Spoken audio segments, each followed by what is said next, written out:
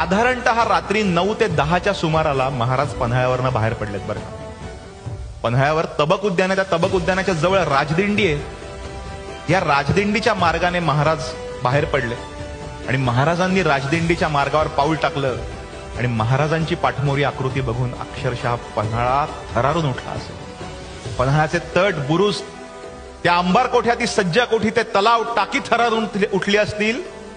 तो धिप्पाड पन्हाळा मान किंचित वर करून पश्चिमेकडे असलेल्या आपल्या विशाळगड नामक धिप्पाड भावाला म्हणाला असेल की रे, आजवर महाराजांना सांभाळलं मी, महाराज तुझ्याकडे यायला निघालेत, महाराजांना सांभाळ.